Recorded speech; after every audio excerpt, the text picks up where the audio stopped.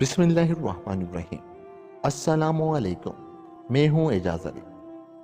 नए आने वाले दोस्तों से गुजारिश करता हूँ कि आगे बढ़ने से पहले हमारे चैनल को सब्सक्राइब कर लें। चलते हैं आज की कहानी की तरफ। किसी जमाने में एक बादशाह था, बड़ा नेक दिल इंसाफ वाला। मुल्क में हर तरफ अमनो अमान के दौर दौरे थे। न चोरों का डर था, न जालिमों का खतरा। सारी रियाया अपने बादशाह की जानो माल को दुआ देती और अपने घरों में सुख से रहती। मगर बादशाह हर वक्त उदास रहता। इतनी बड़ी सल्तनत उजाड़ नजर आती। महल का चिराग गुल था, बल्कि मलिका आलिया की गोद खाली थी। हजारों मिन्नतें माने, नजूमियों ने जायचे बनाए, फकीरों ने दुआएं मांगी, लेकिन उम्मीद का फूल न खिलना था, न खिला। जूं जूं उम्र गुजरती जाती थी, बादशाह तख्त का वारिस न होने से मायूस होता जाता था। यहां तक कि जीना मुश्किल हो गया।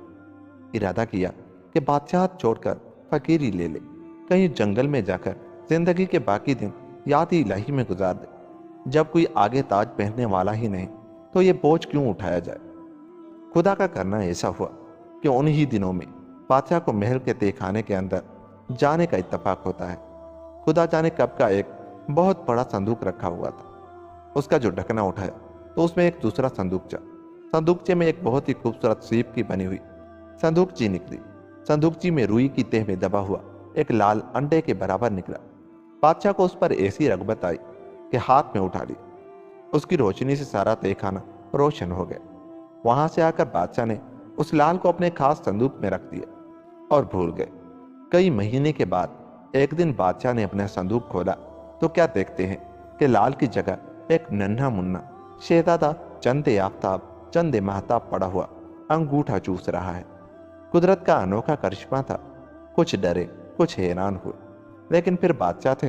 सोचा कि खुदा के देने के हजारों तरीके हैं। उसने मेरे गिड़गिड़ाने पर रहम खाया, गैब से मेरे घर का उजाला, मेरी ज़ईफी का सहारा इनायत किया। यह ख्याल करके फौरन हाथ बढ़ाकर नन्हे शहजादे को उठा लिया और मलिका को बुलाकर उनकी गोद में डाल दी। बोले, लो बेगम, अल्लाह ने तुम्हारी मुराद पूरी की। अपने फजल के खजाने से ये लाल दिया है, उसे कलेजे से लगा कर रखो। अब क्या था, शहर भर में खुशी के शादियाने बजने लगे। घर घर चर्चा हो गया। महल जहां हंसी का नाम तक किसी की जुबान पर नहीं आता था, कहकों चहचहों से गूंज उठा। अनाएं विदाएं छांट छांट कर शरीफ दादियां बुलाई गई। लाल शहजादा उसका नाम रखा और बड़ी निगरानी और चाव के साथ परवरिश होने लगी। कोई बरसों में बढ़ता है, ये दिनों में परवान चढ़ा। आंख बंद करते 5 साल गुजर गए। इतनी सी उम्र में कहीं से कहीं पहुंचा। तालीम के लिए हर इल्म फन के उस्ताद बुलाए गए, अतालीक मुकर्रर हुए। शहजादा इधर तो तरह तरह के इल्म पढ़ता और उधर शाहसवारी, नेजाबाजी, तीर अंदाजी और सिपागरी सीखता। मिसल मशहूर है कि जब चांद चढ़ता है तो दुनिया देखती है। 18वें बरस में कदम रखा था कि उसके हुस्न जमाल और इल्मो कमाल की शोहरत चारों तरफ फैल गई। बड़े बड़े मगरूर बादशाह उसे अपना दामाद बनाने के आरज़ूमंद थे। उस बादशाह के पड़ोस में एक और बादशाह राज करता था। उसकी एक ही बेटी थी, गुलनार नाम। सूरत और शक्ल में 14वीं रात का चांद। निहायत अक्लमंद होने वाली बात, एक दिन लाल शहजादा कहीं शिकार खेलता खेलता उधर से निकल गया। गुलनार का बाप भी अपने साथियों के साथ शिकार के लिए आया हुआ था। वजीर ने शहजादे को देखकर बादशाह से कहा, हुजूर, लाल शहजादा यही है, क्या अच्छा हो कि शहजादी की शादी इससे हो जाए। बादशाह खुद अपनी चहेती बेटी के लिए बर की तलाश में था। लाल शहजादा उसे बहुत पसंद आया। फिर क्या था, उसका भी ख्याल न किया कि बर मांगना बेटी वालों का दस्तूर नहीं। फौरन एलची भेज दिए गए। इत्तेफाक देखिए, वहां भी सब बेताइल राजी हो गए। बादशाह के यहाँ किसी चीज की कमी, एक हू के साथ सब कुछ मौजूद। बड़ी धूमधाम से बारात चढ़ी और भी गुलनार लाल शहजादे की दुल्हन बनकर ससुराल आ गए। बादशाह ने उनके आराम के लिए अलग एक आलीशान महल बनवा दिया और दोनों बड़े प्यार मोहब्बत से उसमें रहने लगे। सदा किसी के दिन यकसा नहीं रहते। किस्मत में चंद रोज की मुसीबत लिखी थी। हुआ यह कि कहीं शहजादी की लोंडियों बांदियों से शहजादी की कनीज को शहजादे का कच्चा हाल मालूम हो गया। ये पेट की हल्की शहजादे का महल से बाहर शिकार को जाना था कि उनसे जो ज्यादा मुंह चढ़ी थी, झट शहजादी के पास पहुंची और कहने लगी, मूर्ख, शहजादी कुछ खबर भी है। लाल शहजादा जिन्नात की कौम का है, बादशाह का बेटा नहीं। ये संदूक में से निकला था। बेगम, मैंने तो जब से सुना है मेरी तो रूह कांप रही है। گلنار کو اپنی کنیز کا اس طرح کہنا بہت برا لگا اور وہ یہ ارادہ کر کے کہ جب تک شہزادے سے اس کا بھید کو نہ پوچھ لوں گی نہ دانا کھاؤں گی نہ پانی پیوں، اٹوائی کھٹوائی لے کر دو شالہ تان منہ لپیٹ پڑ گئے۔ شہزادے نے شکار سے واپس آ کر جو دیکھا کہ شہزادی منہ سے بولتی ہے نہ سر سے کھیلتی ہے، چپ آپ ہی آپ پڑے روئے جاتی ہے، بہت پریشان ہوا۔ تھوڑی میں ہاتھ دے کر پوچھا، کیوں شہزادی کیا بات ہے؟ کچھ تو کہو۔ کسی نے ٹیڑھی نگاہ سے دیکھا اس کی آنکھیں نکلوا دو، کسی نے تمہاری شان کے خلاف کوئی کلمہ کہا تو زبان کٹوا دو۔ گلنار نے کہا، تم میرے پاس سے چلے جاؤ، مجھے ڈر لگتا ہے۔ شہزادہ گھبرا کر بولا، یہ تم کیسی باتیں کر رہی ہو؟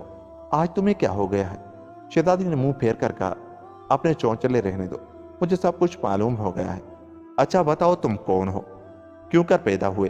شہزادہ یہ سن کر سناٹے میں آ گئے، حیران تھا کہ ہمارا ایسا کون دشمن ہے جس نے یہ شگوفہ چھوڑا ہے۔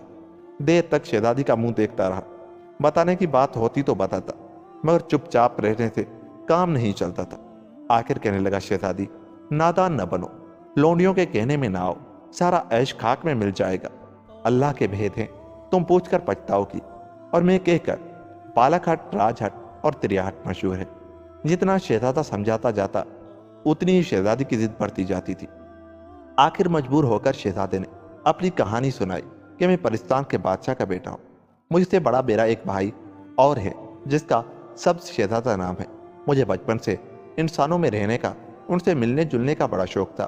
پہلے تو میرے ماں باپ میری ان باتوں پر بچہ سمجھ کر ہنستے رہے، لیکن جب جوان ہو کر بھی میری یہ دھن کم نہ ہوئی اور والد نے میرے تیور برے دیکھے، غصے میں لال کی صورت میں بدل دیا اور صندوق میں قید کر کے جہاں تہ خانے کے اندر کوٹھری میں ڈال دیا۔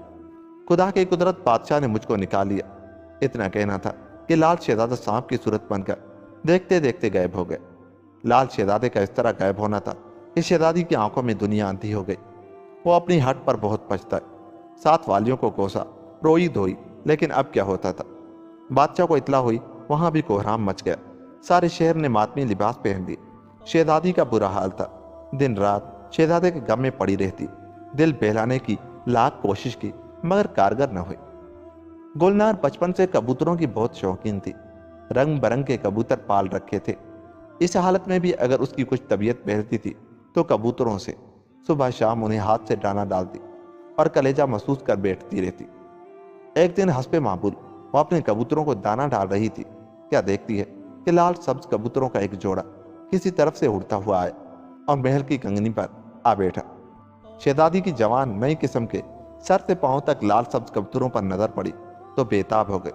انہیں پکڑنا چاہا، دانا ڈالا، وہ نہیں اترے۔ طرح طرح کے میوے دکھائے مگر وہ جہاں بیٹھے تھے وہیں بیٹھے پر کھجائے گئے۔ آخر اس نے اپنی مالا توڑ کر سچے موتی بکھیر دیے۔ دونوں کبوتر نیچے اتر آئے اور موتی چگنے لگے۔ موتی چگ چکے تو طوطے کی طرح آنکھیں بدل کر اڑ گئے۔ گلنار دیکھتی ہی رہ گئی۔ اب شہزادی کا یہ دستور ہو گیا، کبوتروں میں آ بیٹھتی، دونوں کبوتر آتے، یہ موتی ڈالتی، وہ اترتے، موتی چگتے اور اڑ جاتے۔ اسی طرح کرتے کرتے بادشاہ کا سارا خزانہ سچے موتیوں سے خالی ہو گیا۔ پھر جو کبوتر آئے تو شہزادی ان کی خاطر نہ کر سکی، اس کے موتی کہاں تھے جو ڈالتی؟ وہ تھوڑی دیر تک انتظار کر کے اڑ گئے۔ شہزادی بہت رنجیدہ ہوئی۔ اس کے بعد صبح سے شام تک ان کبوتروں کی راہ دیکھا کرتی، لیکن وہ نظر نہ آئے۔